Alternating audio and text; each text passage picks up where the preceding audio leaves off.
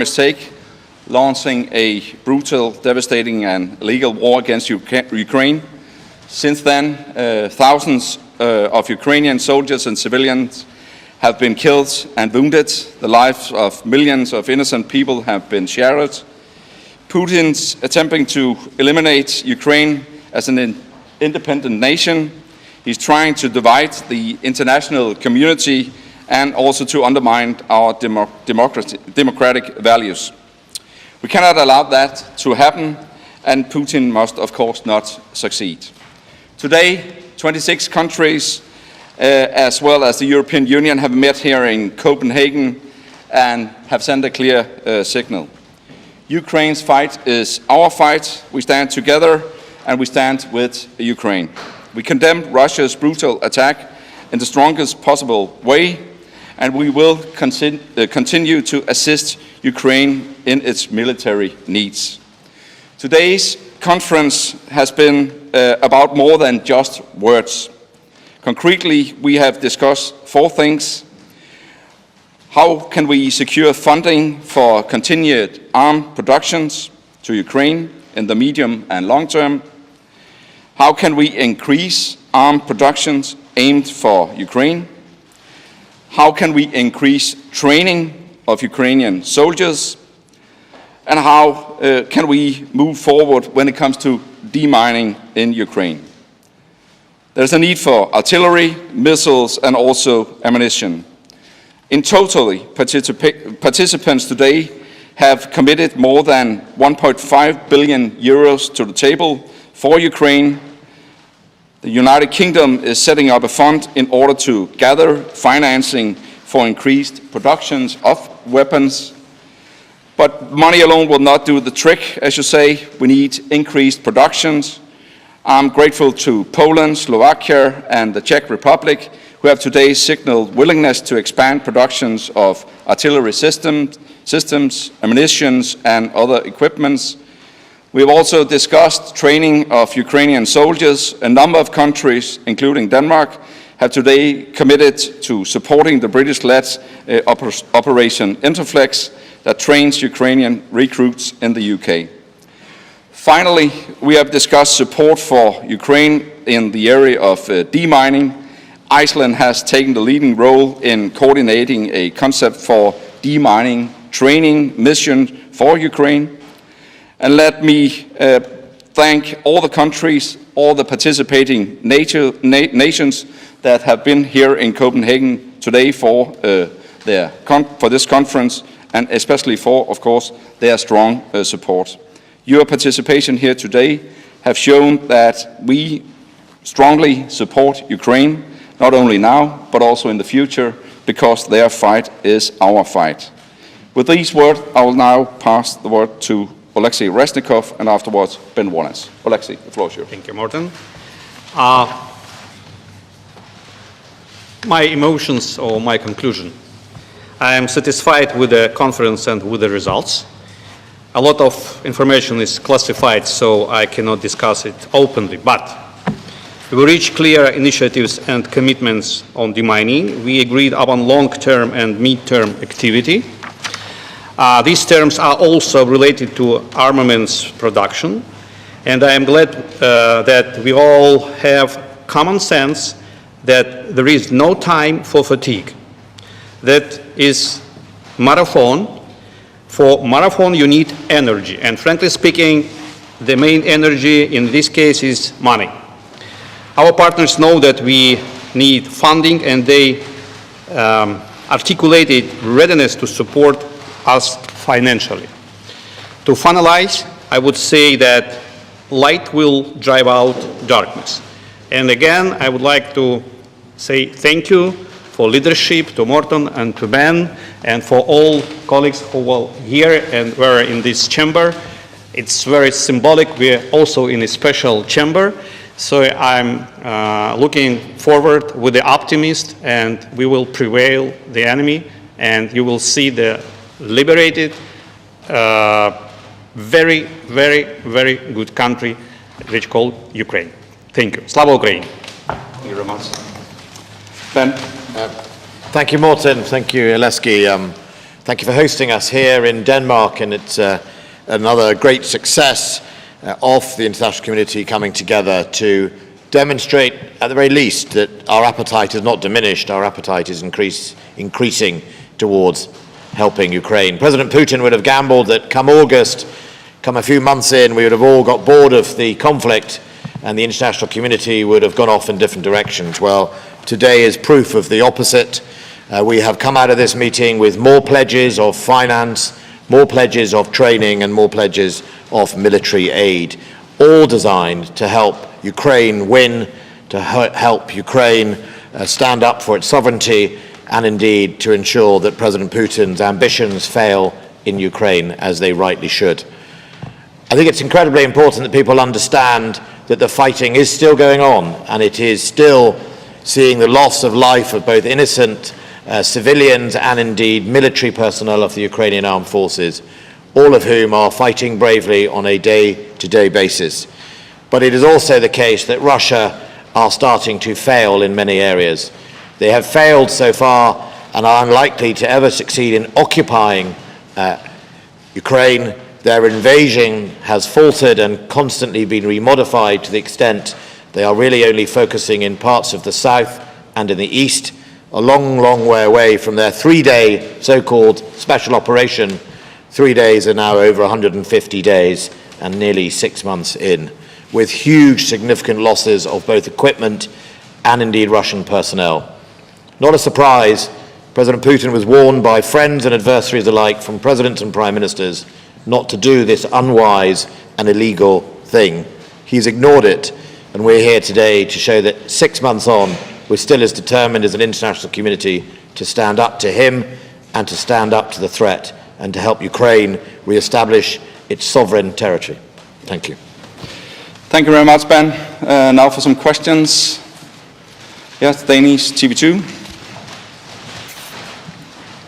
Yes, actually for all of you, this conference with the 1.5 billion euro you were talking about, what exactly difference, Mr. Oleksiy, Mr. Resnikov, can it do for Ukraine?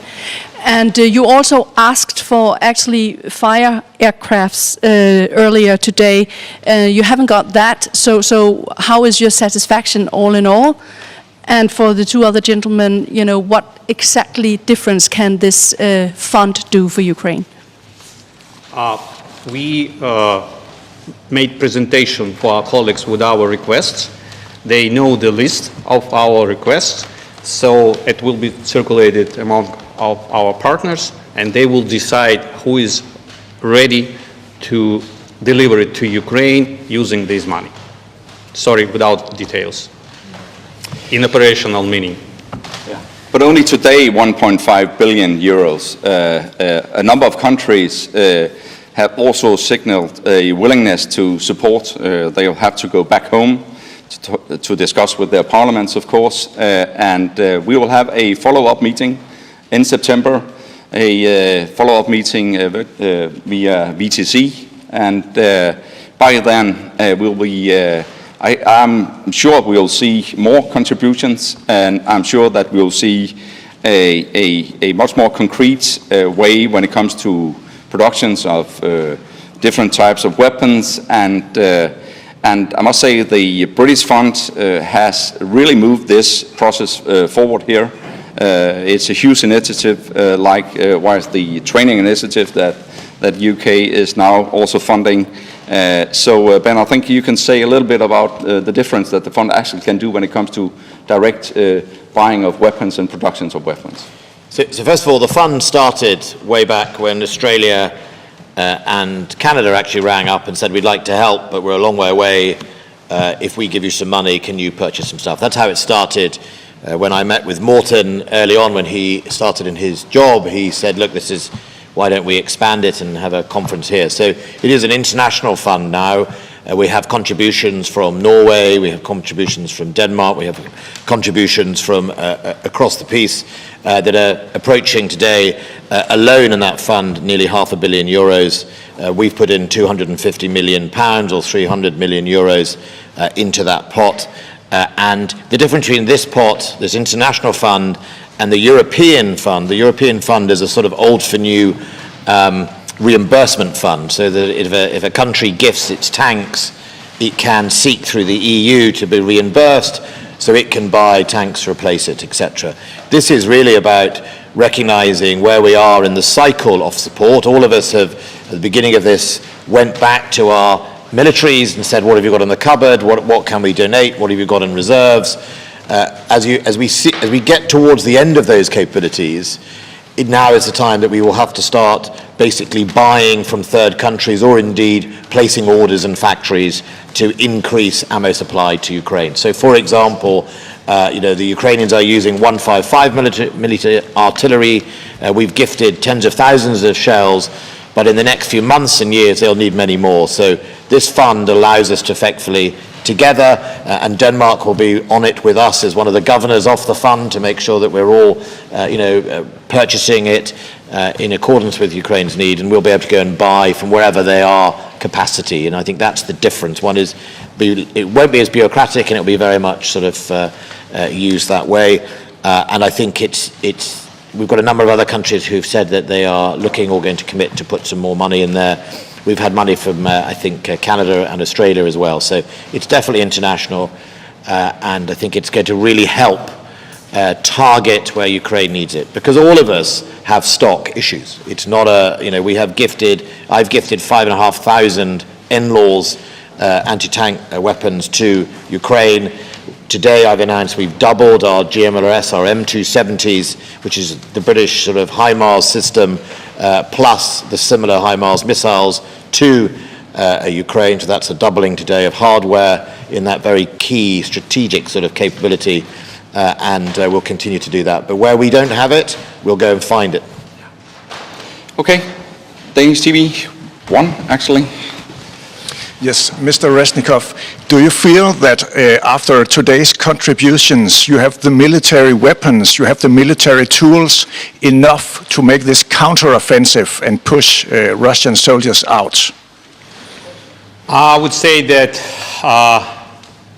this conference will be for middle and long-term prospect of view. What we are talking about, the counteroffensive operation or campaign, we trying to prepare it before. For this, we have Ramstein format, and thank you for leadership, Lloyd Austin, our colleague, Secretary of Defense of the United States. So, and this two format, like friend, this is not some kind of competitions between, no, it's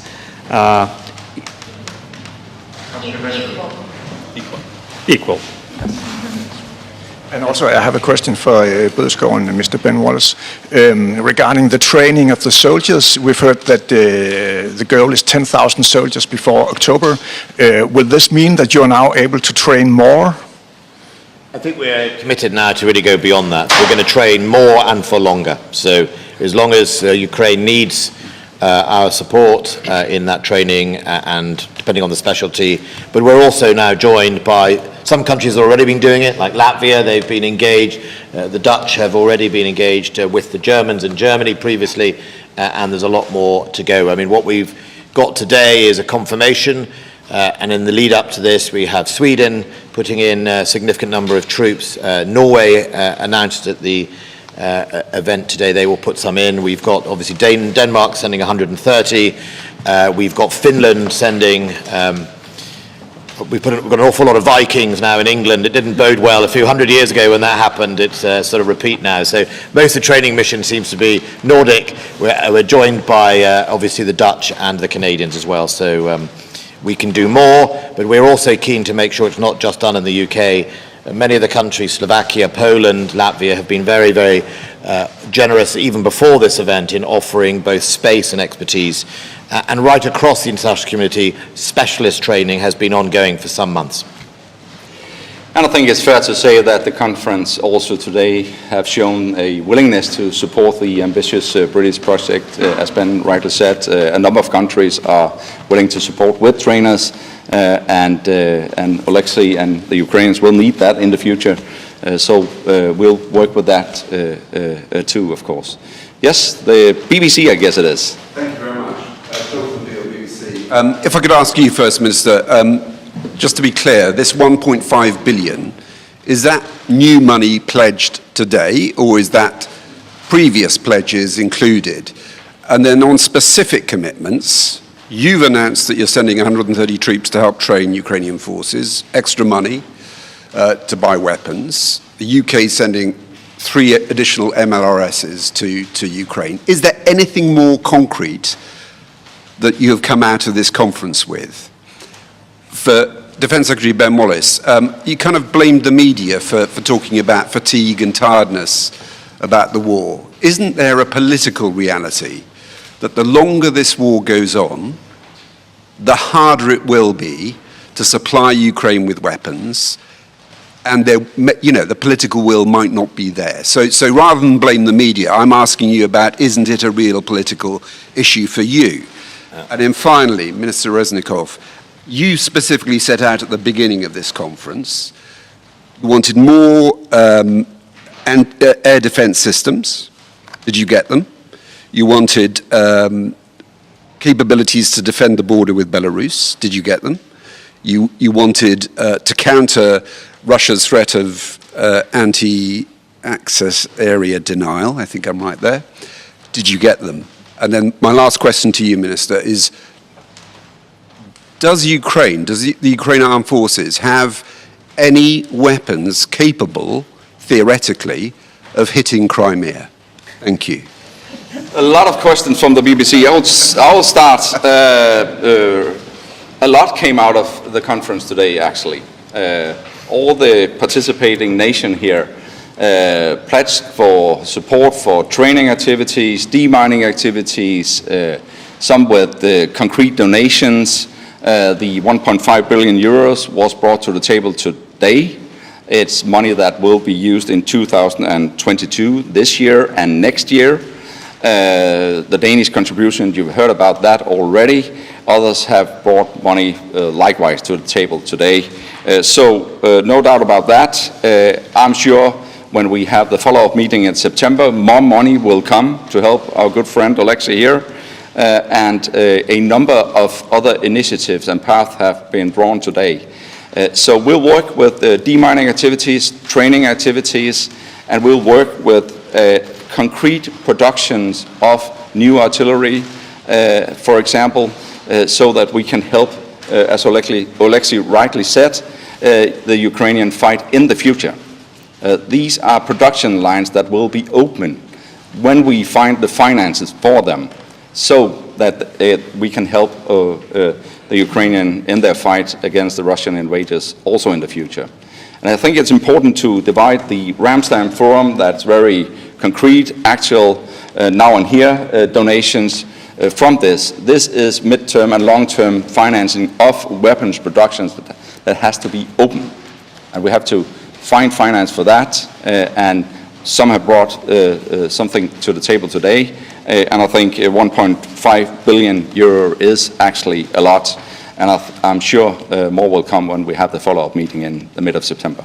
Ben, over to you. Yeah, so on the 1.5 billion off the international fund, so that's effectively a cash fund, new pledges today from us, 300 million euros, from Denmark of 80 million euros, from Norway as well. So that's nearly just below 500 million euros of new money, of effectively cash, insofar as that's the fund that I said about earlier in that. On hardware, obviously, you know, some of the other announcement of the billion is about the equivalent of how much that is you're putting in. For us, doubling our GMLRS provision. There's actually some other weapon systems in there that I'm not sure what's public and not. I'll let you have the full list of what we can make public.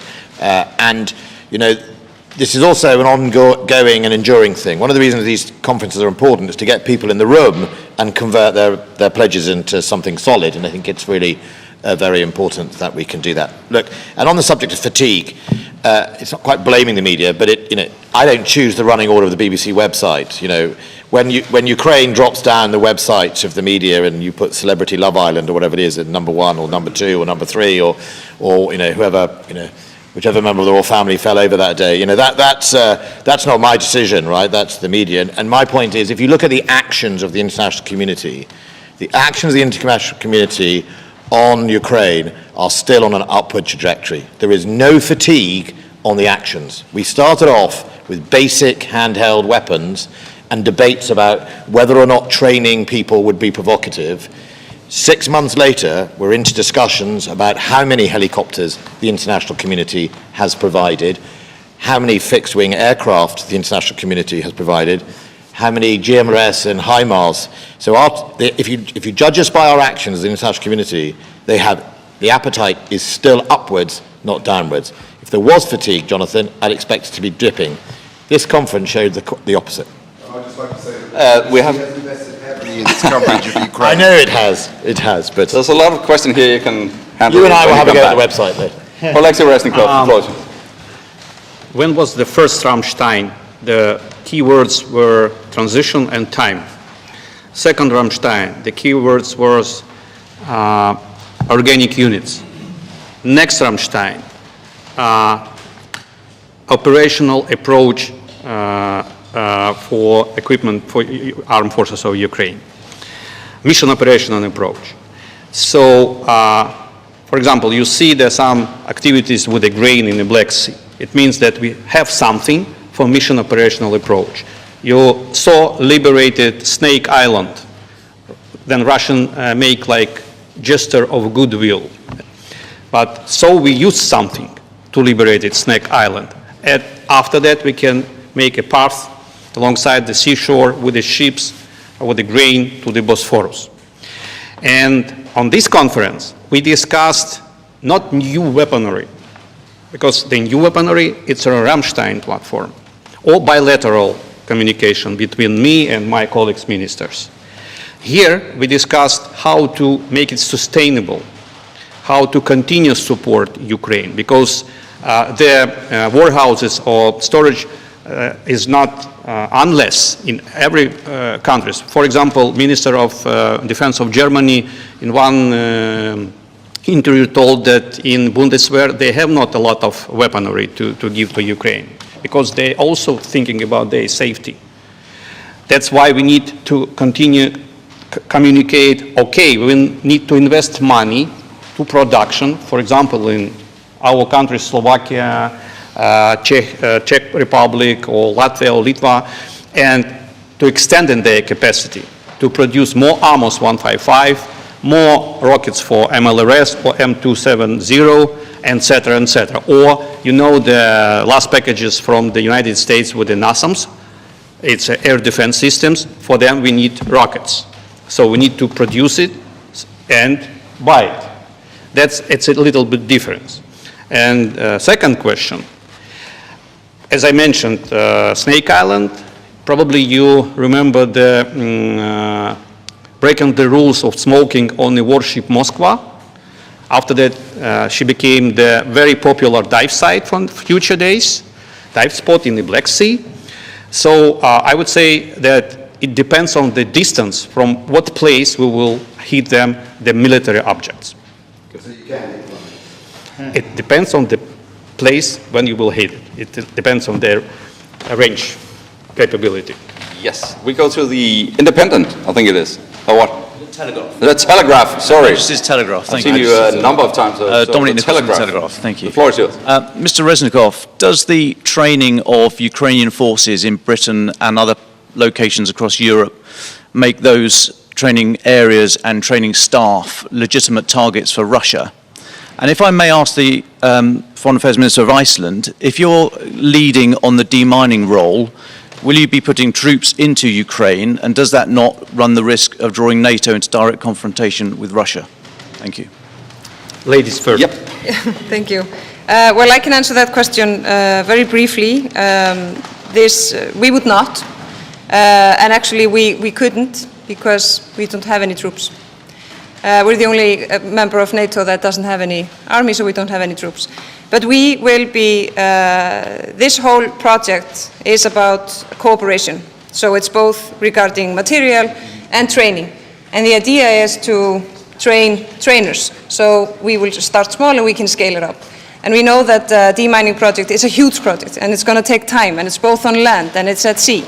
So I mean, I'm very happy that in this area we have something to contribute. We have experience and knowledge, and we can draw our friends and allies together, like-minded partners, and there's a lot of interest, which I'm also very happy about.